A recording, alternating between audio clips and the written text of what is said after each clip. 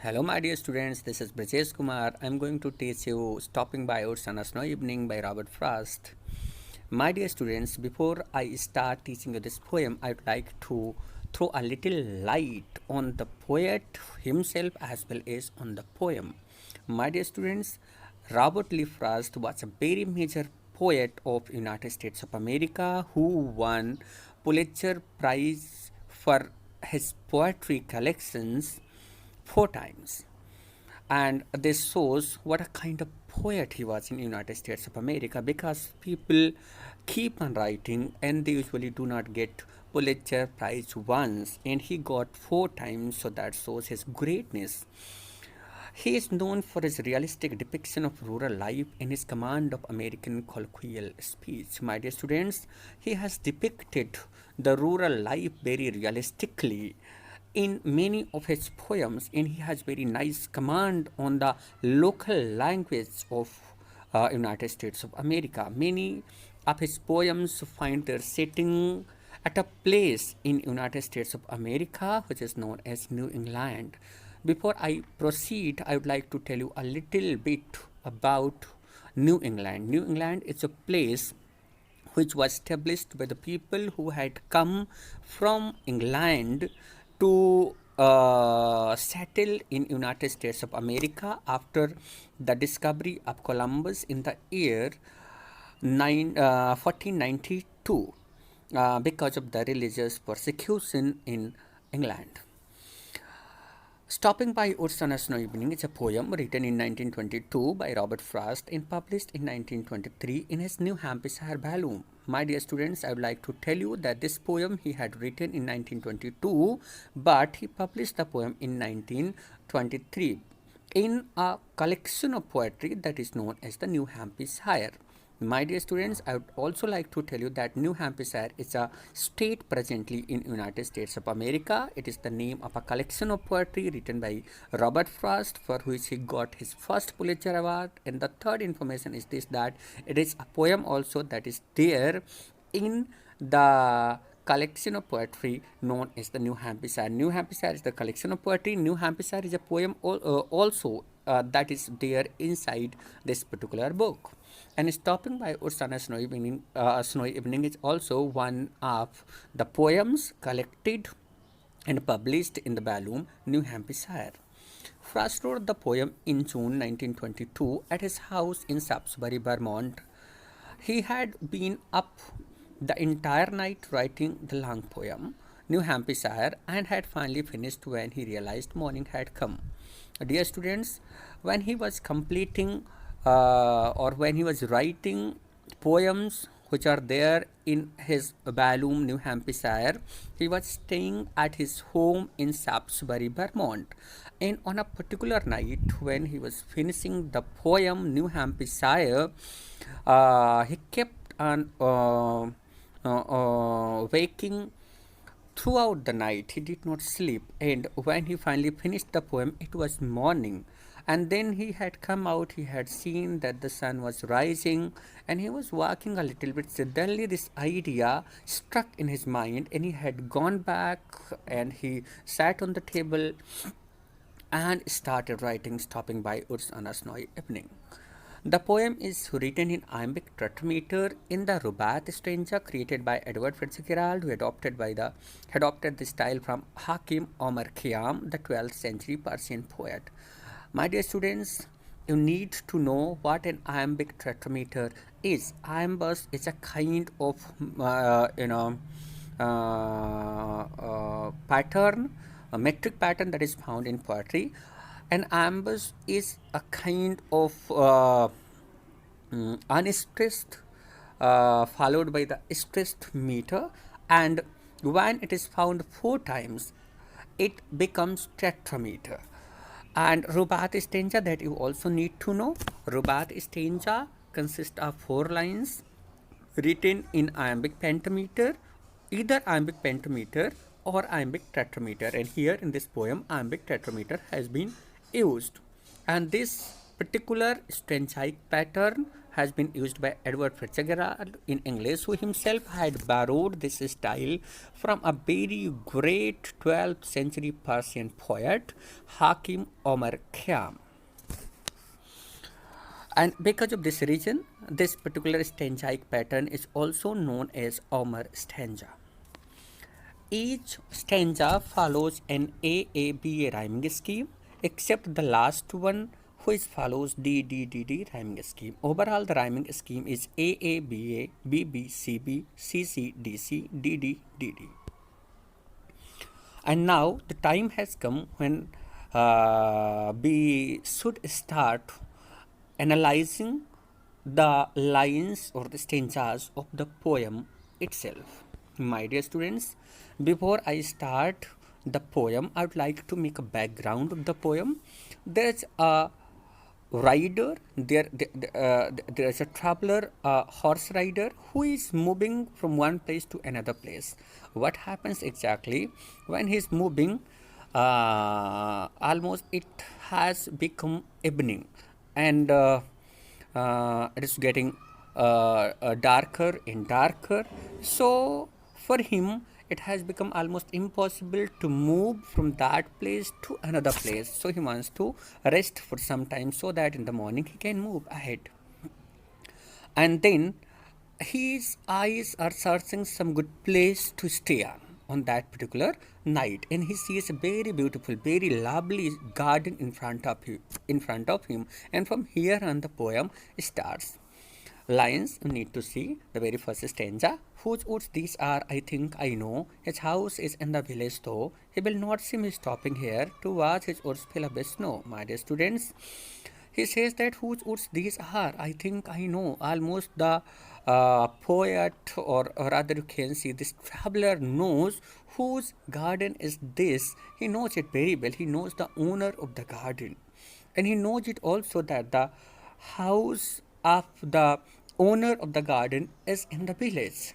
He will not see me stopping here. He further says that the owner of the garden will not see me if he stops here, if he rests overnight here. The owner of the garden will not come to know to watch his woods fill up with snow, because of the reason that the wood is full of snow, and it's chilly winter. The chilly wind is blowing, and the atmosphere is not favorable, so the owner of the garden is not coming to us, who is not staying on that particular night in his garden. My little horse must think it queer to stop without a farmhouse near, between the woods and frozen lake, the darkest evening of the year. My dear students, but something weird occurs. What happens when he's planning to rest overnight there at that place in that particular garden? His horse, on which he at that time has been riding, this horse thinks it's something strange, queer means strange. Remember the queer theory that is usually taught in theory classes, that talks about the aberrated or deviated sexualities. For example, the bisexual, the gay and lesbian, the third gender, and all these kinds of aberrated sexualities are known as queer in our society, because we people already have incorporated, or rather we can say it conditioned in a way that we always think that the heterosexuality is the norm of the society. So here is a queer means something strange, and his horse that almost is there, it thinks that it is something different, which the horse has never seen the rider doing. To stop without a farmhouse near, the horse is thinking it's something strange. He's stopping at that place something different, because there is no farmhouse near, and he must not stop there. The horse thinks it. Between the woods and frozen lake, the darkest evening of the year.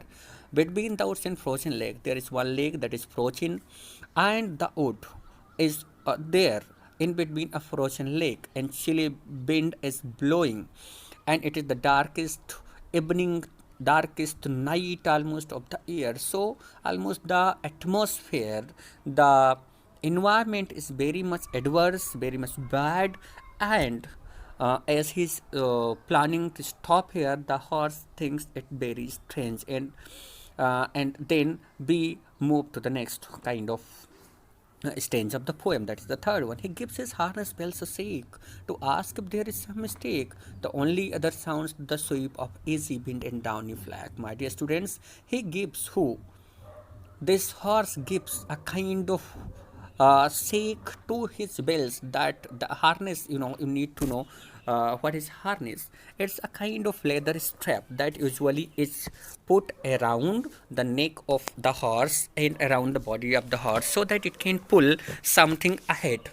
So from the harness a kind of bell hangs, and when the horse moves his neck or head, it rings, right? He keeps this particular bell rings. He gives his harness bells a shake to ask if there is some mistake, and then when the horse moves his neck, a kind of sound comes out of the bells, and that indicates, that gives a kind of indication, a kind of message to the horse rider, as if it were asking that he was committing some mistake. The only other sounds the sweep of easy wind and downy flag, and the other sound apart from this sound of the bell that is hanging from the neck of the horse is the sound of the sweep of easy wind, is the sound of the blowing up the wind, and downy flag. Here downy flag means a thin piece of something. Here what the thin, very smaller pieces of snow are almost kind of being carried from one direction to another by the blowing up the wind, so it also makes the kind of sound. So there are two kinds of sound which he kind of hears here. The first one is the sound of the blowing of the wind, and the second one is the sound of the bell which is hanging from the neck of the horse. The woods are lovely, dark and deep, but I have promises to keep and miles to go before I sleep, and miles to go before I sleep. My dear students, here we have reached to the last and conclusive stanza of the poem, and he says the woods are lovely, dark and deep.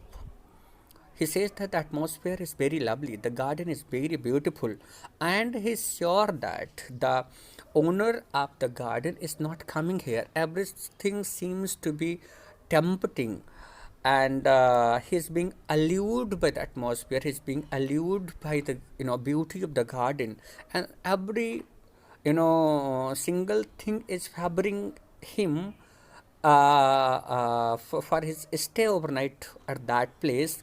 But he says that he has lots of promises to fulfill and he cannot stop there, and miles to go before I sleep, and miles to go before I sleep. And he says that he has to cover miles before he stays at some place, and because of that reason he cannot stop anywhere. My dear students, this is the literal meaning of this poem.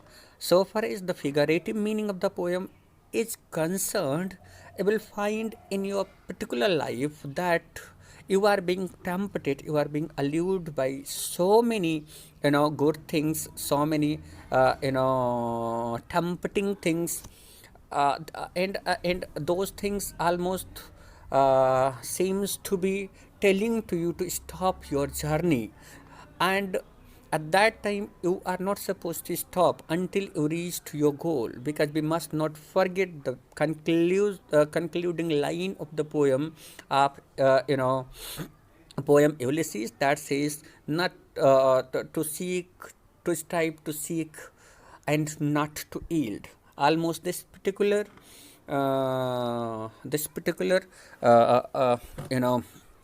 instruction, the last stanza also incorporates in itself, and this tells us, the common reader, the students, to each one of us, that we must not stop our journey until we reach to our goals. And even if we find favorable things, even if we find things tempted, things which tempt us to stay, and otherwise we will, if we are being tempted, we are being allured, and we stop our journey, so in that case we will never ever reach to our goal. And that's what he kind of seems to be telling to the reader, that the reader, as he himself has not stopped, the reader must also not stop, the people must also not stop their journey until they reach to their goal.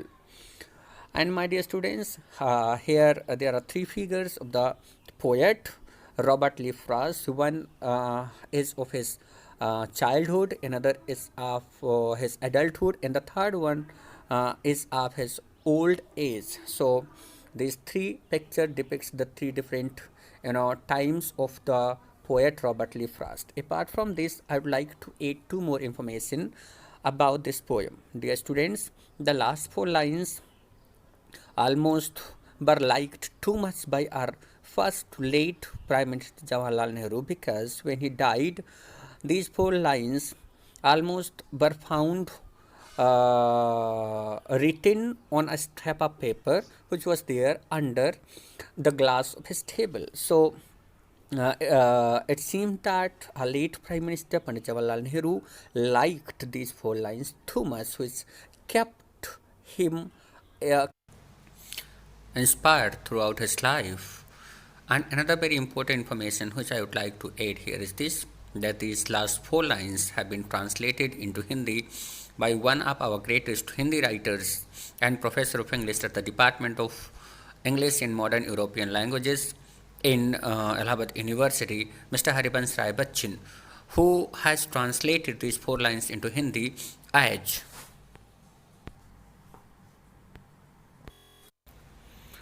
गहन सघन मनमोहक बनतर मुझको आज बुलाते हैं, किंतु किए जो वादे मैंने याद मुझे आ जाते हैं।